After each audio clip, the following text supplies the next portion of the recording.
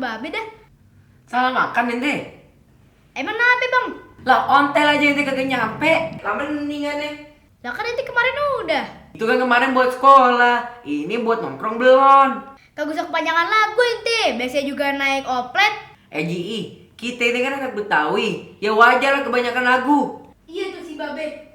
Empang ade. Kontrakan banyak. Tanah bejibun. Kebun apa lagi? Ade yang ribut, pala lo dibayarin. Lagian ente ntar pakai mobil mau kemana? Ya kepo banget ente. Ente kaki udah nyampe apa belum tugas rem? Lah kagak. Nah itu tahu kagak kenapa masih aja ngotot minta beli mobil? Orang yang punya mobil gak mesti dia bisa nyetir. Lah terus bakal apaan tuh mobil? Ani mau tidur di dalamnya. Tuh kamar kurang gede be. Ani mau ngerasain AC. Yaelah tinggal bilang sama babe, beliin AC, kelar. Itu barang murahan. Beli mobil dong, tidur di dalamnya. Itu baru namanya anak Betawi. Terserah ente deh, Ya AC cuma 5 juta. Malu dong Babe, anaknya cuma jajan 5 juta.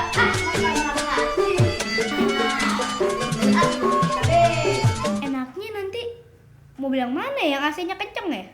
BWM yang 400 jutaan. Oh iya, itu mah kecil bagi Babe Ani. BWM Mercadot Bank.